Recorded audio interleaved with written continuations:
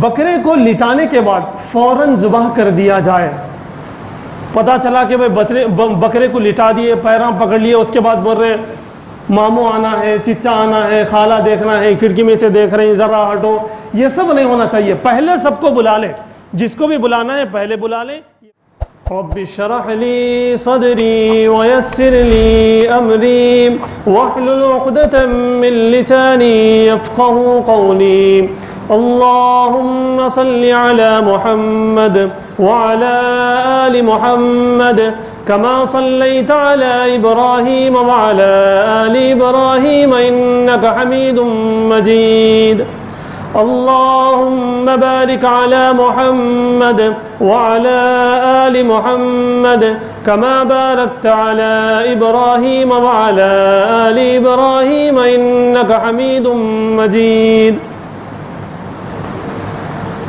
محترم بزرگوں اور ملت کے نوجوانوں،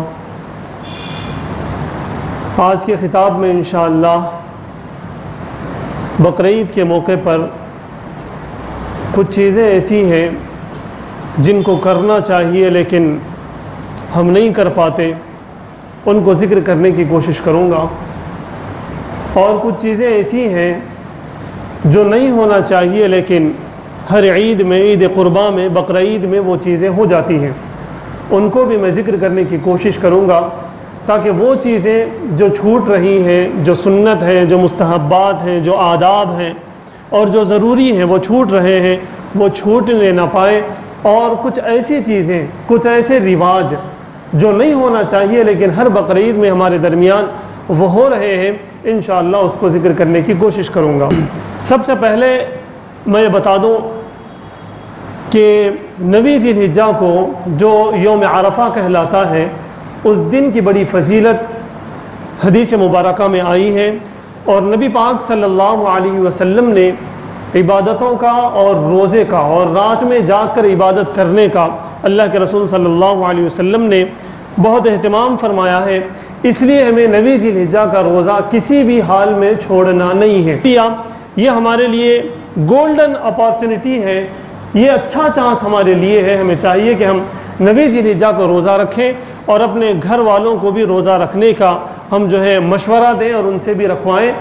بالغ جو بچے اور بچیاں ہیں ان سے بھی ہم روزہ رکھوانے کی کوشش کریں تاکہ اس عظیم ثواب سے ہمارے سارے کے سارے گھر والے جو ہے محظوظ ہو سکیں، فائدہ اٹھا سکیں. اسی طرح ہم بہت ساری چیزوں کو اپنے دوست احباب اور اپنے بستی والوں اور اپنے خاندان والوں کو بہت سارے چیزوں میں ہم انوالو کرتے ہیں، ان کو بھی ہم اس کی گزارش کریں، انہیں یاد دلائیں. بسا اوقات ایسا ہوتا کہ لوگوں کو یاد نہیں رہتا جس کی وجہ سے وہ روزہ نہیں رہ پاتے، ان کو یاد دلائیں اور اس کی اہمیت کو بھی بتائیں تاکہ وہ بھی روزہ رہ سکیں. اور 9 ذی الحجہ کی جو شام ہوگی، جو رات ہوگی، وہ لیلۃ الجائزہ مانی جاتی ہے. عید والی جو رات ہوتی ہے اس رات اللہ رب العزت اپنے بندوں کی دعاؤں کو قبول فرماتے ہیں. تو اس لیے ہمیں اس رات میں بھی اللہ سے خوب مانگنے کا اہتمام ہمیں کرنا چاہیے تاکہ ہماری وہ چیزیں جو ہم پا نہیں پا رہے، ہمارے وہ مسائل جو کوئی حل نہیں کر سکتا، اللہ کے سوا کوئی حل کرنے والا ہے بھی نہیں، تو ہم اللہ سے لو لگائیں، اللہ سے مانگیں تاکہ ہماری ساری مرادیں پوری ہو، ہماری مشکلیں ختم ہو، ہماری بیماریاں ختم ہو، ہمیں نوکریاں بھی مل جائیں، ہماری شادی بیاہ کا بھی مسئلہ ہو، کوئی بھی چیز ہو، ہم اللہ سے مانگنے کا اہتمام کریں. ذی الحجہ کا چاند دیکھنے کے بعد ناخن اور بال نہ کاٹنا، اس پر بہت زیادہ لوگ جو ہے کلام کر رہے ہیں. میں واضح طور پر آپ کو بتا دوں یہ مستحب ہے، یہ کوئی واجب چیز نہیں ہے کہ چاند دیکھنے کے بعد آپ بال نہ کاٹیں اور ناخن نہ نکالیں. یہ مستحب چیز ہے اور وہ بھی ان لوگوں کے لیے مستحب ہے جو لوگ قربانی کا ارادہ رکھتے ہوں. جو لوگ قربانی کا ارادہ نہیں رکھتے یا پھر جو لوگ قربانی کا ارادہ بھی رکھتے ہیں ان کے لیے واجب اور ضروری نہیں ہے. اس کو ایسا بنا دیے، ایسا بنا دیے، ایسا بنا دیے، ارے بال کٹا رہے، ارے ناخن کاٹ رہے، جیسا کہ کوئی گناہ کر رہے. حالانکہ انہیں فجر چھوڑ رہا اس کو کوئی نہیں بول رہا، ان نگاہوں کی غلط استعمال کر رہا اس کو کوئی نہیں بول رہا. میں آپ کو بتانا یہ چاہتا ہوں کہ بھائی جو چیز مستحب ہے اس کو مستحب تک رکھیں، جو چیز ضروری ہے اس کو ضروری تک لائیں. دوسرے بہت ساری ایسی چیزیں ہماری زندگی میں ہمارے سامنے ہوتی ہیں، اس کو ہم لائٹ لے لیتے، لیکن اگر کوئی ذی الحجہ کا چاند دیکھنے کے بعد بال نکال رہا ہے یا پھر ناخن نکال رہا تھا، اس کو ٹوکنا شروع کر دیتے، تو اس کی کوئی خاص ضرورت نہیں ہے کہ قربانی کس پر واجب ہے۔ اس مسئلے کو بھی غور سے سننے کی ضرورت ہے کہ جو آدمی یا جو عورت صاحب نصاب تک پہنچے، صاحب نصاب ہو، آج کل کے دور میں آپ حضرات کو واضح طور پر بتا دوں کہ 35 سے 40 ہزار اگر کسی لڑکی کے پاس یا کسی لڑکے کے پاس جو کہ بالغ ہو، کسی مسلمان کے پاس، چاہے وہ عورت ہو مرد ہو، اگر اس کے پاس 35 سے 40 ہزار روپے عید کے دن بھی مل جاتے ہیں یا قربانی کے 3 دنوں میں کسی بھی وقت اگر وہ اس کا مالک ہو جاتا ہے تو اس پر قربانی کرنا واجب ہے۔ بیوی پہ بھی الگ ہے، شوہر پہ بھی الگ ہے۔ کب؟ بیوی کے پاس زیورات ہیں اس لیے اس پر واجب ہے، شوہر کے پاس کچھ نقدی روپیے ہیں یا پھر بینک میں بیلنس ہے یا پھر اس کے اپنے پاس جمع کیے ہوئے ہیں، اگر وہ 40 ہزار کے آس پاس ہیں تو اس پر بھی قربانی واجب ہے۔ میاں پہ الگ، بیوی پہ الگ، 2 قربانیاں واجب ہے۔ لوگ یہ مسئلہ جو ہے عام کرنے کی کوشش کرتے ہیں کہ بھائی اگر ایک میاں دے دیں، شوہر دے دیں تو بیوی کی ضرورت نہیں ہے، بیوی دے دیں تو شوہر کی ضرورت نہیں ہے، والد دے دیں تو بچوں کی ضرورت نہیں ہے۔ یہ غلط بات ہے۔ جس کے پاس 40 ہزار سے زائد یا 40 ہزار کے آس پاس مال ہو یا اتنا سونا ہو جتنے سونے کو بیچنے سے 40 ہزار آ سکتے ہیں، تو آپ اس بات کو نوٹ کر لیں، ان پر واجب ہے قربانی ادا کرنا، چاہے وہ بڑے جانور میں حصہ لیں، چاہے وہ بکرا ذبح کریں، لیکن قربانی ضروری ہے۔ قربانی کا وقت کب شروع ہوگا، اس میں بھی بہت سارے لوگ الجھن میں ہوتے کہ قربانی کا وقت کب شروع ہوگا۔ تو میں آپ کو بتا دوں، یہ بھی ایک مسئلہ بہت اچھا مسئلہ ہے کہ پورے شہر میں یا پھر پورے گاؤں میں کہیں پر بھی اگر عید کی نماز ہو چکی تو قربانی کوئی بھی کر سکتے۔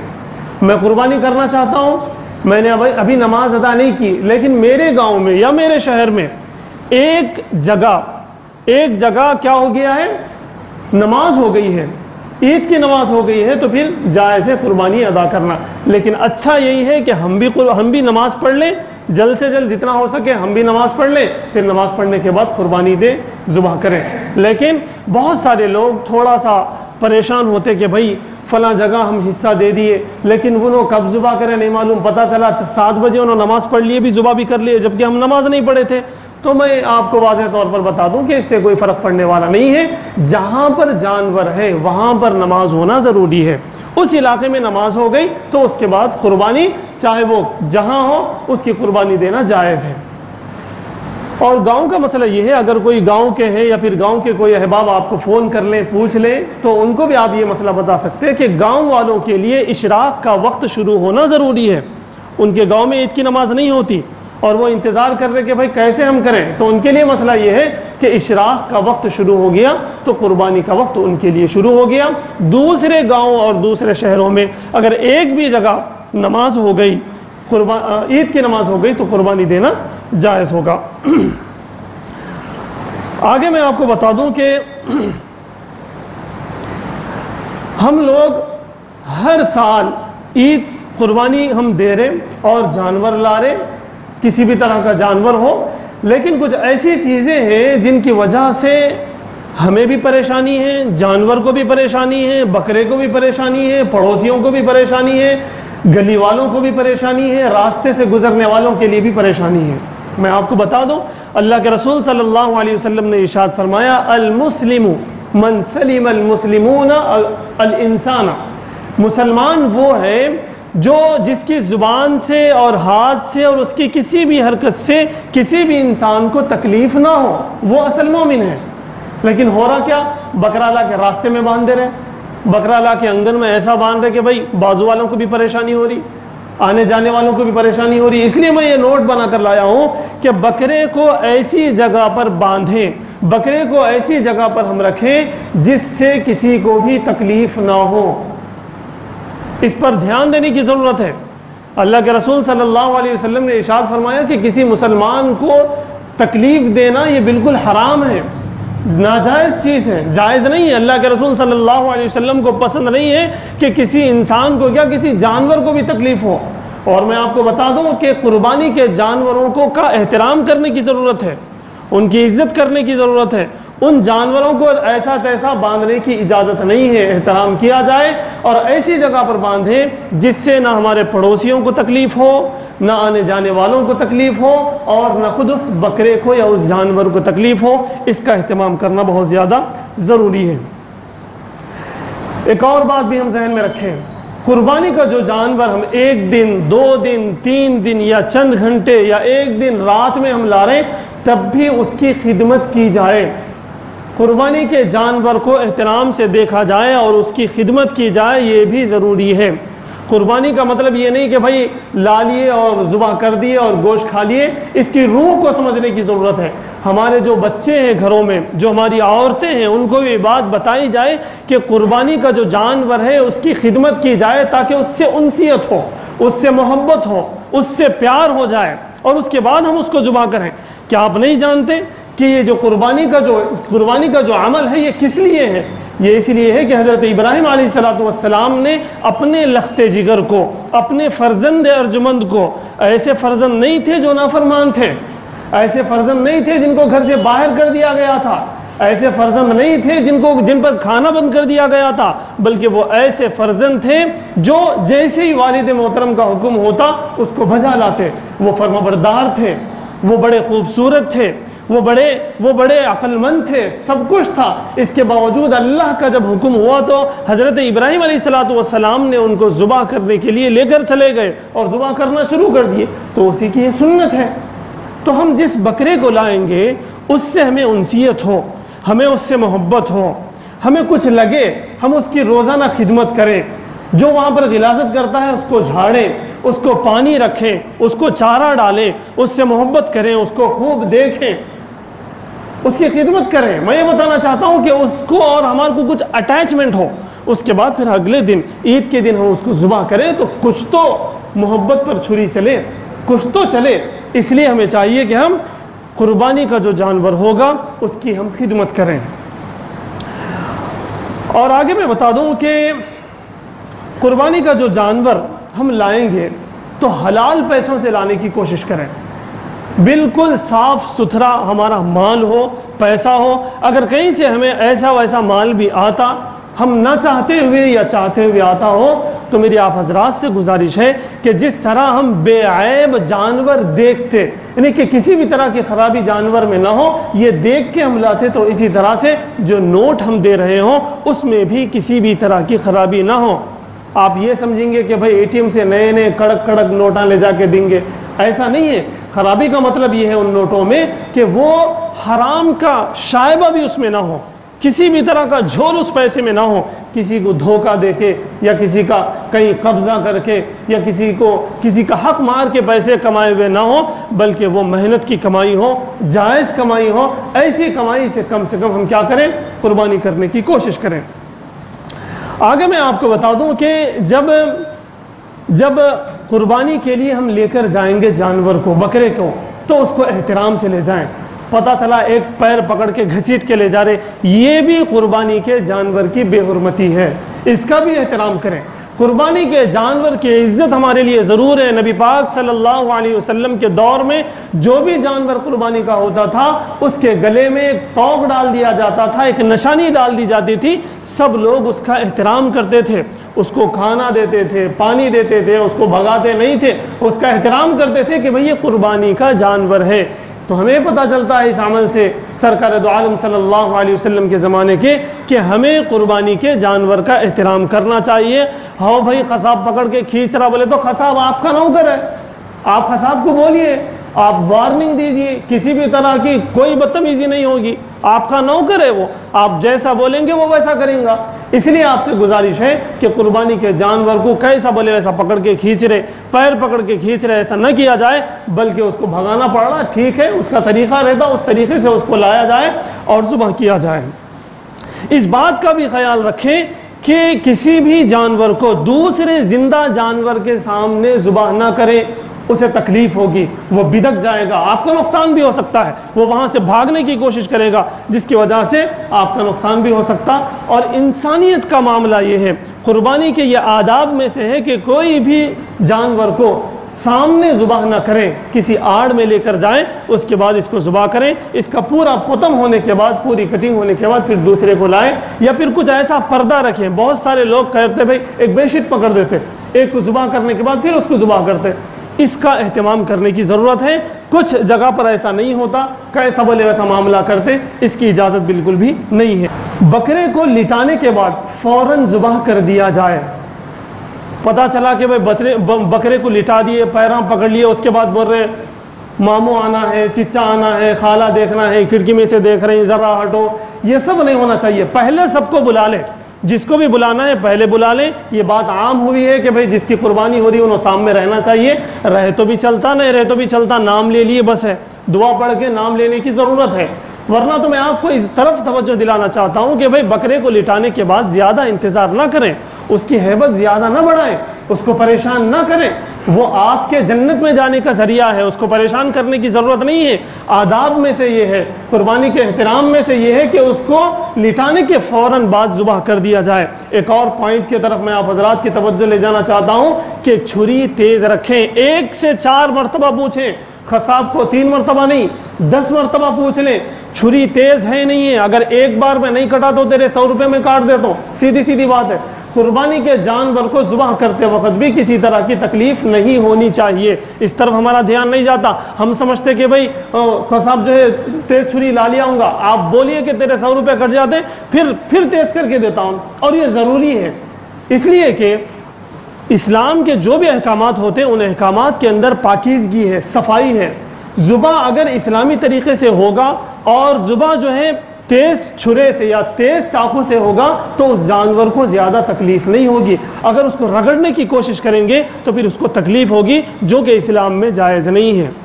ورنہ تو جس طرح ذبح کرنے کا حکم اسلام کا ہے، اتنی صفائی سے جانور ذبح ہوتا کہ اس کو کسی طرح کی تکلیف نہیں ہوگی ذبح کرتے وقت۔ اس کو بھی ذہن میں رکھیں۔ ایک اور بات ہے، اس کو بھی ذہن میں رکھنا ضروری ہے اور تاکید کرنا ضروری ہے قصاب کو، کہ پورا جانور، پورا بکرا ٹھنڈا ہونے کے بعد اس کی کھال نکالی جائے اور اس کی گردن الگ کی جائے۔ اس طرف بھی بہت سارے لوگ دھیان نہیں دیتے۔ اس کا ایک آسان طریقہ میں آپ کو بولتا ہوں۔ ذبح کرنے کے بعد جو بھی آپ کا قصاب رہتا اس کو چائے دے دو، آپ انہیں چائے پی لیے تک پورا بکرا ٹھنڈا ہو جاتا، نہیں تو نہیں ٹھہرتا، اس کو اور ایک جگہ جانا رہتا۔ اس لیے ہم کیا کریں کہ بکرے کو ٹھنڈا ہونے کے بعد گردن الگ کرنے کا حکم دیں اور کھال نکالنے کا حکم دیں۔ ہم دے سکتے بھائی، ہم حکم، ہم ہمارے وہ نوکر ہیں، ہم پیسے دے رہے ہیں ان کو، تو اس لیے آپ سے میری گزارش ہے کہ یا پھر آپ یہ کام کریں، چائے بنوا دیں، ذبح ہوتے ہی چائے دے دیں، جب تک وہ چائے پی لے گا تب تک انشاءاللہ بکرا ہمارا ٹھنڈا ہو جائے گا، اس کے بعد اس کو چھلیں اور اس کی گردن الگ کریں۔ ایک اور بات کی طرف میں اشارہ کرنا چاہوں گا، خاص طور سے یہ بات لڑکیوں میں پائی جاتی ہے، عورتوں میں پائی جاتی ہے۔ آپ حضرات سے گزارش ہے کہ آپ اپنی ماں اور اپنی بہن، اپنی بیوی، اپنی بیٹی، ان لوگوں کو اس بات کی تاکید کریں۔ عام طور سے یہ ہوتا ہے جب ذبح کیا جاتا تو بچیاں ہم نہیں دیکھتے، ہمارے کو ڈر ہوتا، اس طرح کی حرکت کرتے۔ یہ بالکل کرنے کی اجازت نہیں ہے۔ آپ دیکھیے، سوچئے، حضرت ابراہیم علیہ السلام نے اللہ کے حکم کی وجہ سے اپنے بچے کو ذبح کرنے کے لیے آئے اور اس طرح کی کوئی حرکت نہیں کی۔ ان کی والدہ کے بارے میں آتا، حضرت ابراہیم علیہ السلام نے جب کہا کہ ذبح کرنے لے جا رہا ہوں، والدہ نے کہا کہ یہ دوپٹہ لے جائیں، اگر یہ کچھ حرکت کرے تو اس کے ہاتھ اور پیر باندھ دیں۔ بعض لوگوں نے یہ بات لکھی، تو حضرت حاجرہ نے کیا کہا کہ اس کے ہاتھ باندھ دے، تو ان کی کیسی ہمت تھی؟ کیوں تھی؟ اس لیے کہ اللہ کا حکم ہے۔ تو ہمیں اپنی ماؤں اور بہنوں اور بیٹیوں کو سمجھانے کی ضرورت ہے کہ ایسی حرکت وہ نہ کریں، انہیں اچھے سے سمجھائیے۔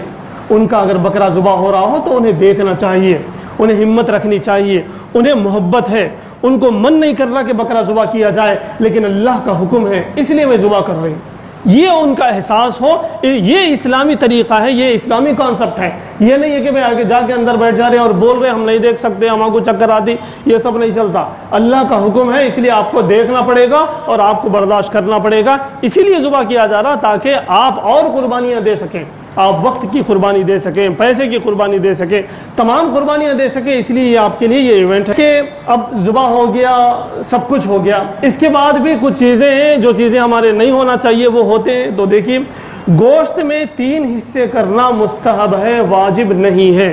کان کھول کر سن لیں، بہت سارے لوگ پریشان ہو جاتے، دل اتنا ہو جاتا 3 حصے کر دیں گے تو کھانے کو کیا ملیں گا، بانٹنے کو کیا ملیں گا۔ پریشان ہوتے رہتے. پریشان ہونے کی ضرورت نہیں ہے, مستحب ہے. اگر آپ پورا کھا لینا چاہ رہے ہیں تو آپ کو اجازت ہے.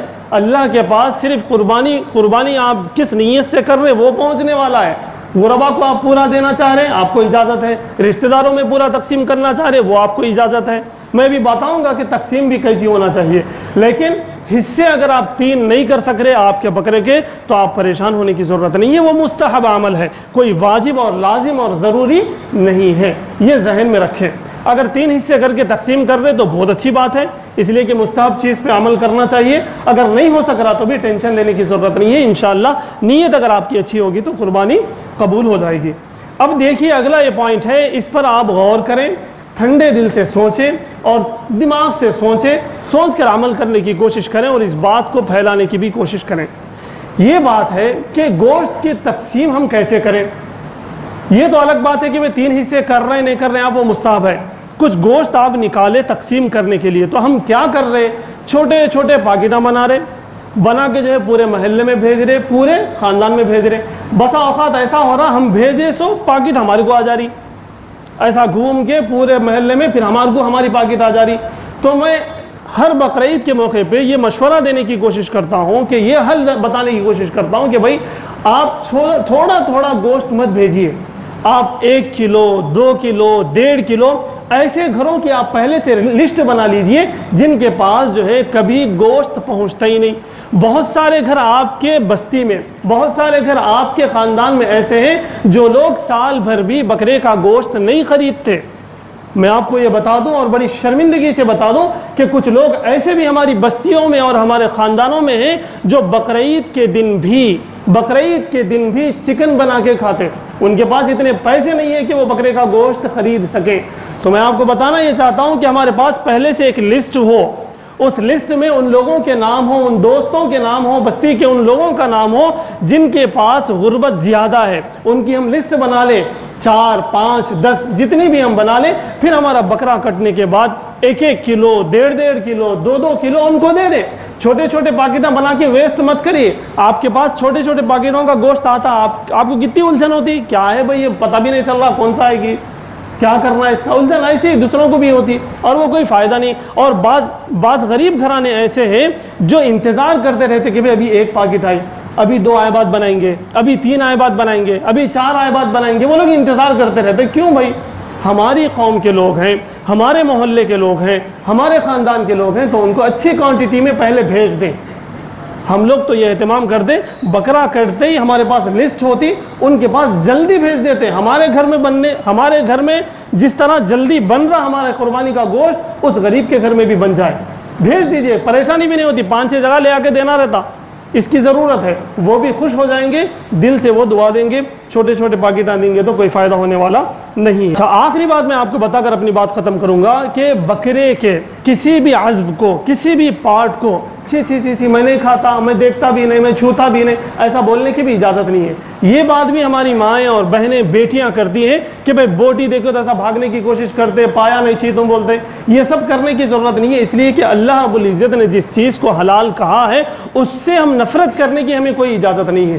آپ کا من نہیں کر رہا, آپ خاموش بیٹھ جاؤ, لیکن آپ کو اظہار کرنے کی ضرورت نہیں ہے کہ بھئی چھی ہٹاؤ, سامنے سے ہٹاؤ. اس طرح بولنے کی ضرورت نہیں ہے, چاہے وہ لڑکے ہوں چاہے وہ لڑکیاں ہوں. ان سے میں گزارش کرتا ہوں کہ بکرے کے کسی بھی پارٹ کے طرف سے ایسا چھی کرنے کی ضرورت نہیں ہے, اس سے نفرت جتانے کی ضرورت نہیں ہے. اس لیے کہ اللہ رب العزت نے اس کو حلال کیا ہے تو ہمیں اسے تسلیم کرنا چاہیے.